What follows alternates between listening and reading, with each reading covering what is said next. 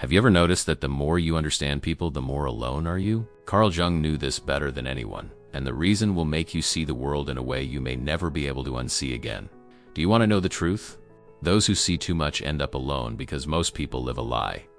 And when you develop the ability to see through masks, games, manipulations, you become a threat to those who prefer to live in illusion.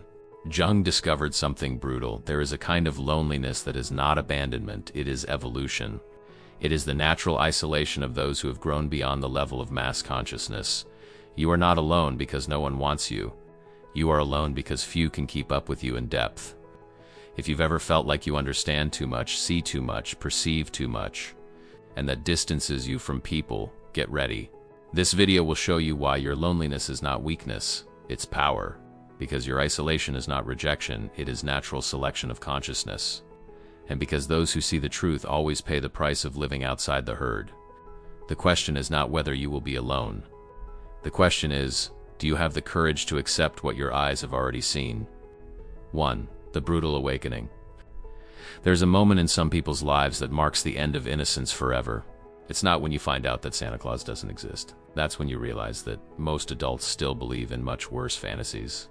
Jung called this the awakening of consciousness, but the truth is that it is a brutal process that shatters any illusion that the world is a safe and predictable place. Awakening happens when you start noticing patterns that no one else sees. You notice that that kind person at work actually manipulates everyone around. You see that perfect couple lives a Cold War disguised as harmony. You understand that close-knit family is sustained by emotional blackmail and guilt. And worst of all, you realize that everyone knows, but you prefer to pretend you don't see it. This awakening does not happen all at once. It's as if someone were slowly adjusting the focus of a lens. First, you see only blurs. Then the shapes begin to define themselves. And when the image is sharp, you can no longer blur. You see the micro-expressions of contempt, the fake smiles, the words laden with venom disguised as worry. You notice the power plays in the simplest conversations, the invisible hierarchies, the fears that move people like puppets. Jung discovered that this awakening is irreversible. Once you develop this keen perception, there is no going back. It's like learning to read. Once you know, you can't look at the letters and not see words. You can no longer look at people and not see their hidden motivations, their unresolved traumas, their carefully constructed masks. The problem is that this awakening comes with a price that no one warns you about. You start to feel like an alien watching a strange species. Superficial conversations become unbearable. Relationships based on appearances lose all meaning. You find yourself surrounded by people but completely alone because no one else seems to be operating on the same frequency of reality as you. And here's the cruelest part. The more you try to share what you see, the more people turn away. They don't want to wake up. They want to stay asleep because sleep is comfortable. Truth hurts, and most people prefer the familiar pain of illusion to the unknown pain of reality. When you point out what you see, you become the problem, not the solution. This brutal awakening transforms you into a permanent observer of the human condition. You lose the ability to naively participate in social dynamics because you see all the threads that move the puppets. It's like watching a movie knowing it's actors acting, but everyone around believes it's real. You are caught between the truth you see and the lie you all live, unable to return to ignorance or find others who see what you see. 2. Signs that no one sees. When you develop this keen perception, you begin to pick up on signals that go unnoticed by 99% of people. These are microscopic details that reveal gigantic truths about human nature. Jung studied these patterns for decades and discovered that there is a whole secret language going on right under our noses, but only a few can decipher it. You notice, for example, how people change their tone of voice when they talk about certain people. It's not just what they say, it's how they say it. There's a subtle difference between "she's fine" said with genuine concern and "she's fine" said with a twinge of disguised satisfaction. You pick up on these nuances because your unconscious mind is processing information that the conscious mind of the majority completely ignores. You see how people physically position themselves in groups. Who leans towards whom, who avoids eye contact, who unconsciously imitates the gestures of those who have power. You notice the invisible hierarchies, the secret alliances, the undeclared tensions. It's as if you've developed an X-ray vision for social dynamics. But the most disturbing signs are the emotional ones. You notice when someone is lying not by what they say, but by the energy they emanate. You feel anger disguised as worry, envy masked as admiration, fear disguised as aggressiveness. You see, through the emotional performances that people make for themselves and others.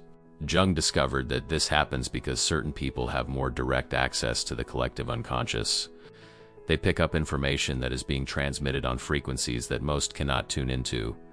It's like having a more sensitive radio that picks up stations that other devices can't reach. The problem is that these signs are constant. You can't turn off that perception. It's like having a superpower that you didn't ask for and can't control. You go to a party and instead of having fun, you analyze the power dynamics, the seduction games, the insecurities disguised as confidence. You go to a family reunion and see all the old wounds being reopened through seemingly innocent comments. And here's what hurts the most. You realize that most people don't want to see these signs. They've developed selective blindness as a survival mechanism. Seeing too much is dangerous to the mental stability of most, so they choose, unconsciously, to remain blind. And when you point out what you see, you break an unstated social agreement to keep illusions intact. You start to notice repetitive patterns in human relationships. The same toxic dynamics are repeated in different families. The same manipulation games take place in different environments. The same masks are worn by people who have never met.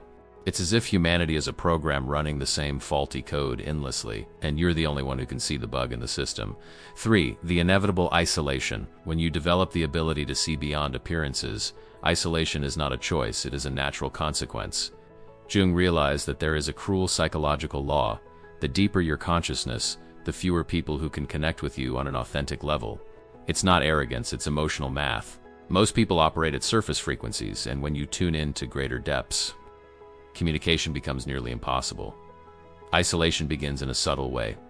You notice that your conversations with people get emptier and emptier. They talk about the weather, about celebrities, about work gossip, and you feel like you're watching a theater of the absurd. You try to raise the level of the conversation, touch on deeper topics, but you see in their eyes a mixture of discomfort and incomprehension. It's like trying to explain color to someone who was born blind. The loneliness of those who see too much is different from ordinary loneliness. It's not the absence of people around, it's the absence of real connection, even though you're surrounded by people. You may be at a crowded party and feel completely isolated, because no one there is operating in the same dimension of reality as you. It's an existential loneliness that corrodes inside, because you know that the problem's not finding people, it's finding people who can accompany you where your mind goes. Jung discovered that this isolation serves an evolutionary purpose. When you move away from superficial dynamics, you create space for self-knowledge. The enforced silence becomes a laboratory to explore his own psyche. You begin to understand your own patterns, your shadows, your unconscious mechanisms. Isolation becomes a journey inward where you encounter truths that no superficial conversation would ever reveal. But that doesn't make the process any less painful. There is a part of you that still longs for connection, to be understood, to find someone who sees the world with the same unsettling clarity that you do. You find yourself testing people, blurting out little insights to see if they can keep up. Most of the time, you are greeted with blank stares or sudden changes of subject. Isolation intensifies when you realize that you can no longer participate in ordinary social games. You can't pretend you don't see the manipulations, you can't laugh at jokes that hurt. You can't participate in conversations that only serve to feed egos or spread poison. Your authenticity becomes a barrier between you and the world, because most social interactions are based on consensual lies. And here's the cruel irony: the more you isolate yourself to preserve your sanity, the more people confirm their perceptions of human nature. They interpret their withdrawal as arrogance, their depth as pretension, their silence as hostility. This creates a vicious cycle where isolation generates more reasons to isolate yourself. Inevitable isolation is not punishment. It is protection. Your psyche is defending itself from a world that can't process its complexity without trying to reduce, simplify, or destroy it. You isolate yourself because you have understood that preserving your essence is more important than maintaining superficial connections that drain your vital energy. 4. People who flee. The most common reaction people have when they encounter someone who sees too much is to run away. It is not a physical escape necessarily, but a psychological escape. They feel, on an unconscious level, that you pose a threat to the carefully constructed world of illusions that they need to function. Jung called this the ego's resistance to inconvenient truths, but in practice it is far more brutal than any theory. You notice that people start to avoid deeper conversations with you. When you try to touch on subjects that go beyond the surface, They quickly divert their focus or make excuses to leave. It's like you're a mirror that reflects things they don't want to see about themselves, about their relationships, about their life choices. And no one likes mirrors that show uncomfortable truths. Escape happens in many ways. Some people just stop looking for you. Others keep in touch, but only on superficial levels, as if they have established an emotional safety zone that you cannot cross. Some become defensive whenever you're around, as if they're constantly preparing for an attack that never comes, but they feel could come at any moment. The most painful thing is when people close to them start to run away. Longtime friends, family, romantic partners, they can no longer relax in your presence because they feel that you see through the masks they wear even for themselves. Their keen perception becomes a constant source of discomfort for those who prefer to live in denial. Jung found that this happens because most people build their identity on lies about themselves. They convince themselves that they are good, fair, honest, when in fact they are as flawed and contradictory as any human being. When you show up with your ability to see through these constructs, you threaten the psychological foundation on which they have built your entire self-image. Escape also happens because you represent responsibility. When someone is in your presence, they feel like they can no longer act on autopilot. They need to be more conscious, more authentic, more honest. And this is exhausting for those who are used to living in superficial mode. It's easier to run away from yourself than it is to do the inner work necessary to connect on a deeper level. Some people run away through aggression. They attack you, criticize you, try to diminish you because their presence awakens in them a sense of inadequacy that they cannot process in a mature way. It's easier to make you feel bad than it is to face the discomfort of feeling exposed in your presence. And there is an even more subtle kind of escape. Escape through forced superficiality. These people are still around you, but they turn all interactions into theatrical performances. They talk louder, laugh more, tell more stories, make more jokes, as if they can create an emotional smokescreen that prevents you from seeing who they really are underneath the performance. The truth is, people run away because you force them to confront parts of themselves that they've spent their entire lives avoiding. Their presence is a constant reminder that there is a depth that they have chosen not to explore, an authenticity that they have abandoned in favor of social acceptance. 5. The curse of empathy. Empathy, when developed beyond normal limits, becomes a curse that few can bear. Jung discovered that certain people are born with such an intense empathic capacity that they can feel the emotions of others as if they were their own. It is not just understanding what the other feels, it is literally absorbing the pain, anger, fear, sadness of those around you. It's like having emotional skin so thin that any wind hurts. When you have this extreme empathy, you can't just turn off the perception of other people's suffering. You walk into an environment and immediately pick up on all the unresolved tensions, all the silent traumas, all the pains hidden behind forced smiles. It's like having an emotional radar that never stops working, picking up frequencies of suffering that most people don't even know exist. The problem is that this empathetic ability turns you into a magnet for hurting people. They unconsciously feel that you can understand them in a way that no one else can. Then they come closer, pour their pains on you, use their empathic energy as a drug to temporarily relieve your suffering. And you, because you have this empathetic nature, you can't just ignore or reject those who are suffering. Jung realized that extreme empaths often become society's emotional garbage collectors. Toxic, narcissistic, manipulative people all gravitate towards those who have this empathic capacity developed, because they know that they will find understanding, patience, and free emotional energy. It's as if you carry an invisible sign that says, "I accept all kinds of emotional baggage." The curse intensifies. When you realize that your empathy isn't healing anyone, it's just draining you. You absorb the pain of others, but they keep creating more pain.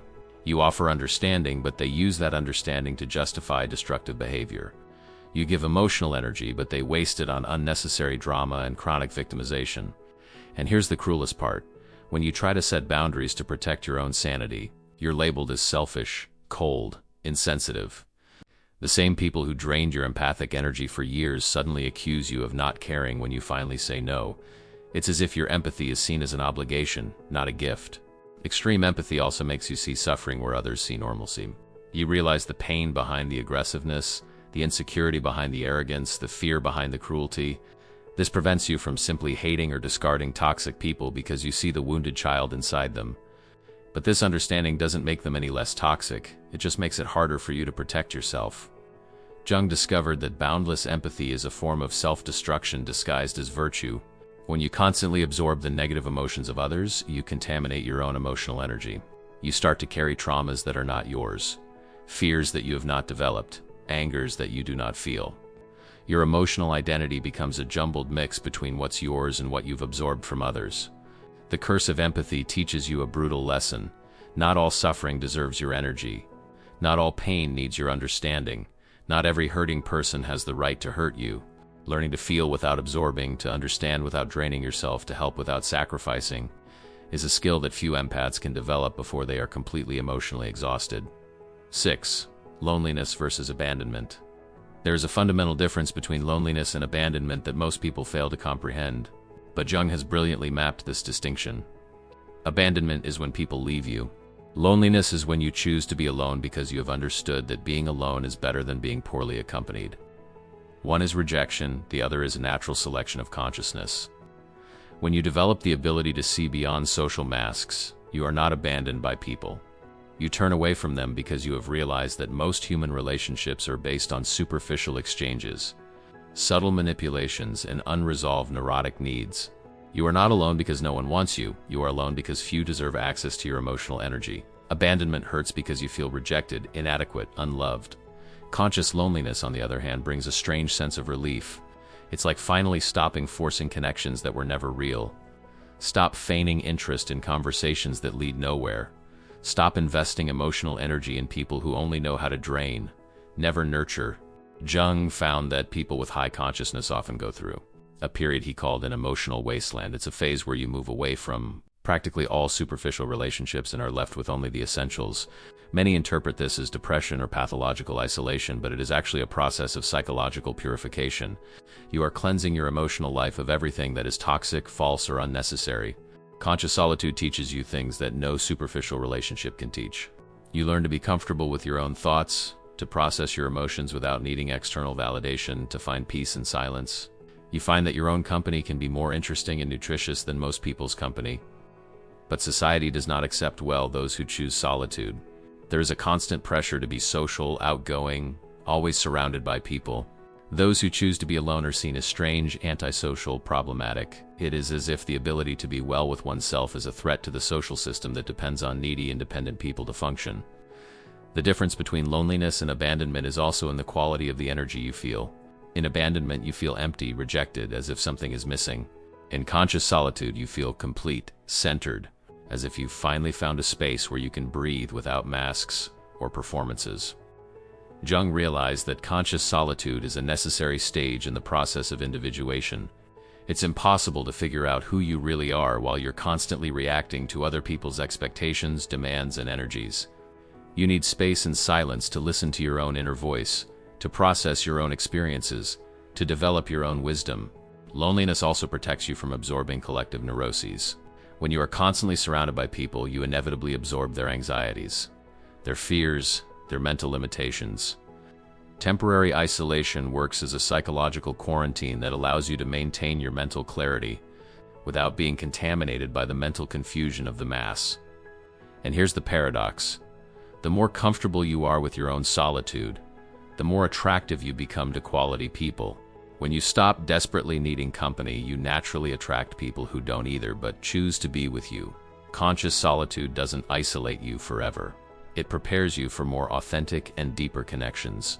7. The price of truth. Truth has a price that few are willing to pay, and Jung knew it better than anyone. When you develop the ability to see reality without filters, without illusions, without the comforting lies that most people use to survive, you lose something you can never get back, the ability to live in blissful ignorance. It's like eating from the tree of knowledge. You gain wisdom, but you lose the paradise of unconsciousness. The first price you pay is the loss of social innocence. You can no longer believe the beautiful narratives that society tells about itself. You see that behind every respectable institution there is corruption. Behind every charismatic leader there is manipulation. Behind every noble cause there are vested interests. You lose the ability to be inspired by empty speeches or get emotional with promises that you know will never be fulfilled. The second price is the loss of faith in people. Not that you become cynical or cruel, but you lose the ability to idealize others. You see that even good people are driven by fears, insecurities, and neurotic needs.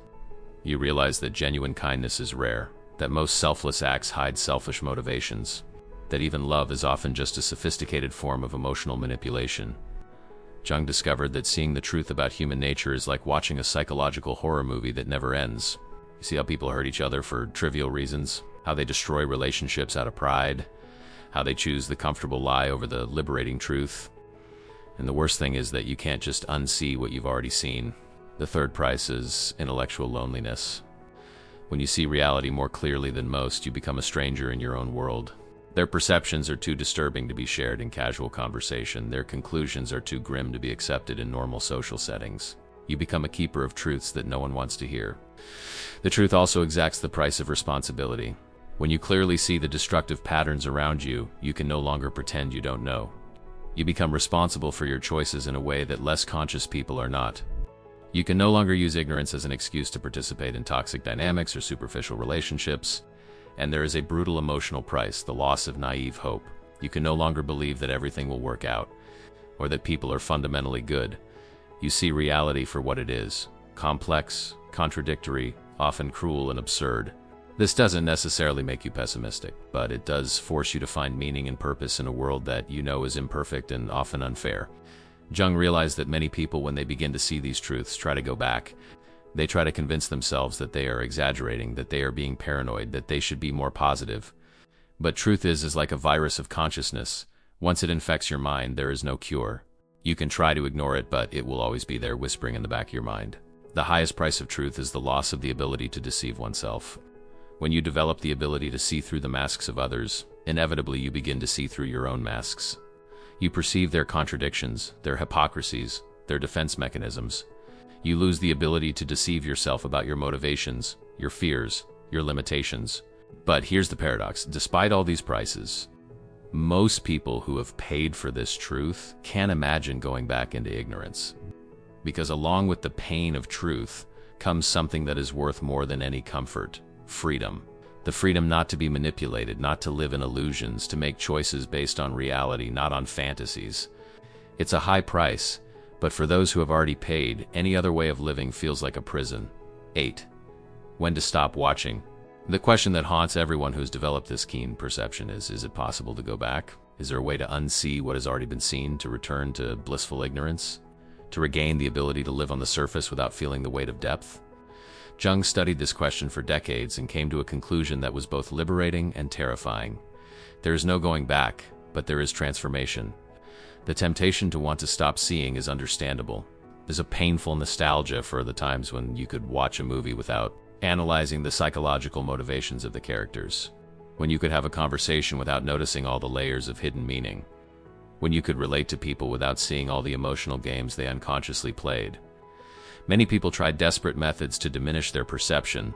Some numb themselves with alcohol, drugs, excessive entertainment, anything that can create a mental fog thick enough to obscure unwanted clarity. Others force themselves to participate in superficial activities, feigning interest in empty conversations, trying to convince themselves that they can go back to who they were before waking up. Jung found that these attempts at regression always fail because expanded consciousness is not a skill you learn, it is a transformation you undergo.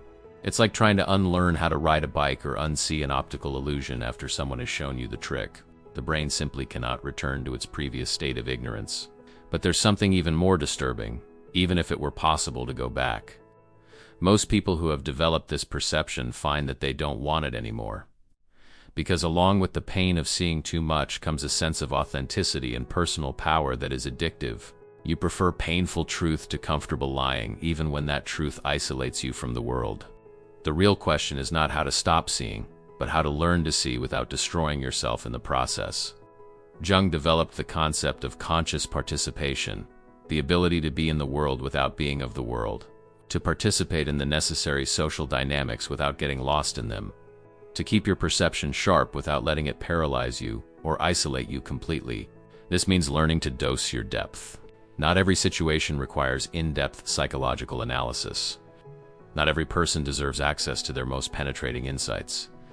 Not every moment needs to be an opportunity for existential revelation. Sometimes you can just be present without dissecting, observe without analyzing, participate without judging. Jung also discovered that keen perception can be channeled constructively.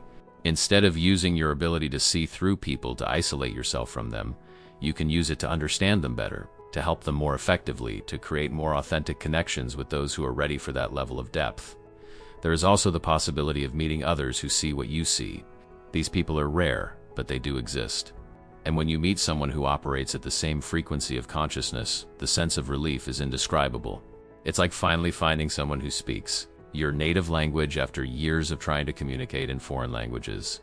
The truth is, you can't stop seeing, but you can learn to see with compassion instead of judgment, with acceptance instead of resistance, with wisdom instead of bitterness.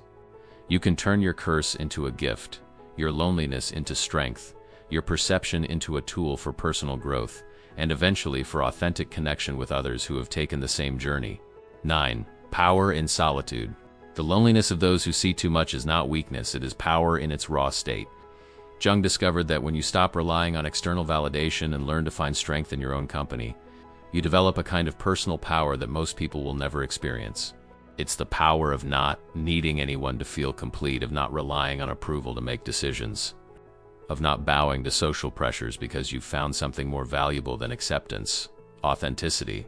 When you're comfortable with your solitude, you stop making unnecessary concessions. You don't accept mediocre relationships just so you don't get lonely. You don't participate in conversations that drain your energy just to feel included. You don't compromise your values just to please people who don't even really know you. Their loneliness becomes a natural filter that separates what is essential from what is just social noise. The power of solitude also comes from the mental clarity it provides. When you're not constantly reacting to other people's opinions, expectations, and energies, you can finally hear your own inner voice. You find out what you really think, what you really feel, what you really want out of life. This clarity is a luxury that people constantly surrounded by others rarely experience. Jung realized that loneliness forces you to develop inner resources that people dependent on constant companionship never need to develop. You learn to entertain yourself, to motivate yourself, to console yourself, to challenge yourself. You become a whole person, not a desperate half looking for another half to feel whole. There's also a strategic power in solitude. When you don't desperately need approval or company, you can be more selective with your relationships. You can observe people without the pressure to impress them. You can evaluate situations without the urgency to fit into them. Your emotional independence gives you a psychological advantage in virtually all social interactions. Loneliness also develops your capacity for self-confidence in a way that no external validation can. When you make decisions on your own and they work out, when you solve problems without help, when you overcome challenges with only your own resources, you develop an unshakable confidence in your own ability. This self-confidence is visible and attractive in a way that confidence based on external approval never is.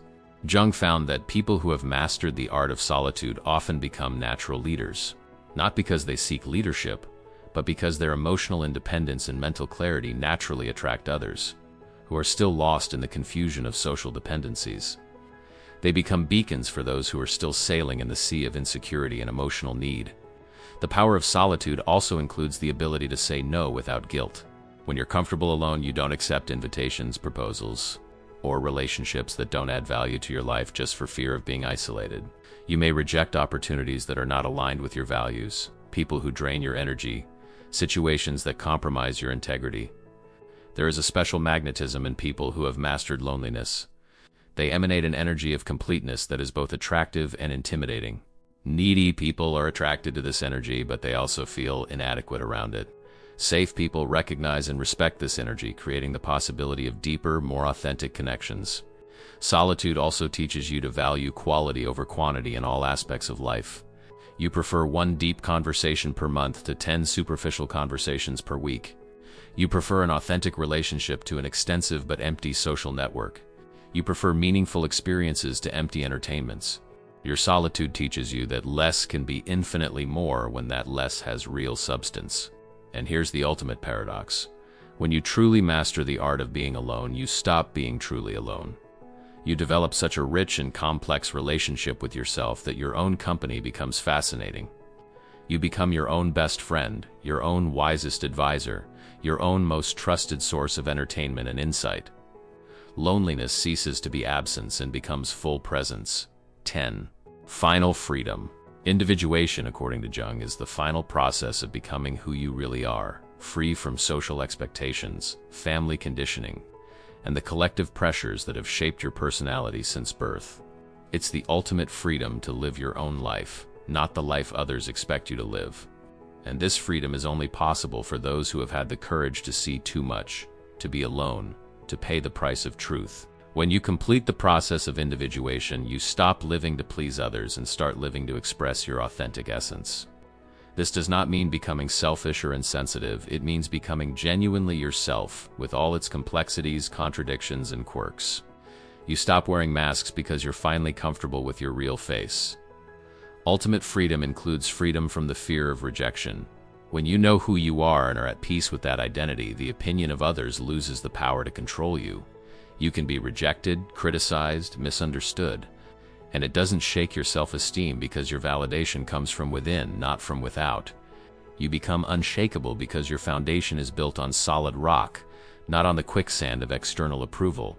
Jung discovered that individuation also frees you from the need to compare yourself with others. When you understand that your journey is unique, that your challenges are specific to your growth, that your timing is different from anyone else's, you stop measuring your progress using the rulers of others. You develop your own success criteria based on your own values and goals. This ultimate freedom also includes the ability to love without losing oneself.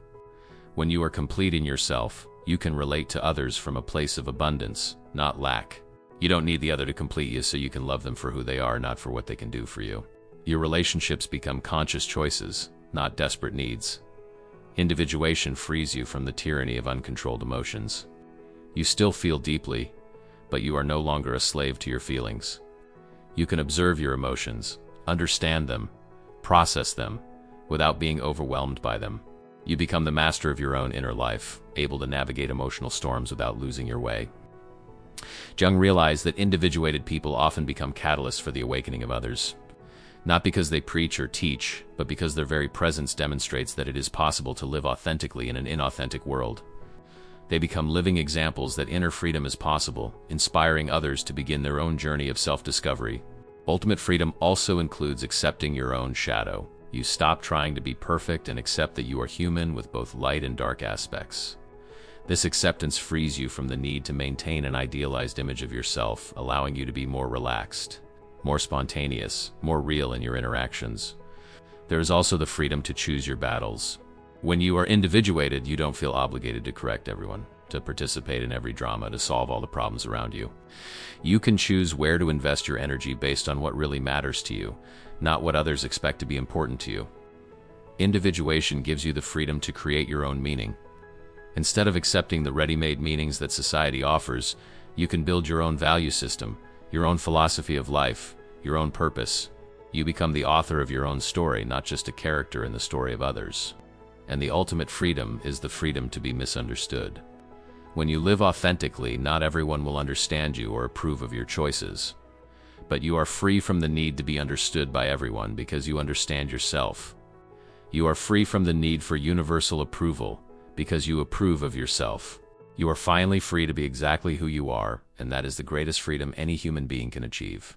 The journey of those who see too much ends not with more loneliness, but with a loneliness transformed into strength, a perception transformed into wisdom, a sensitivity transformed into power. You discovered that being alone was not punishment, it was preparation for a more authentic, freer, more yours life.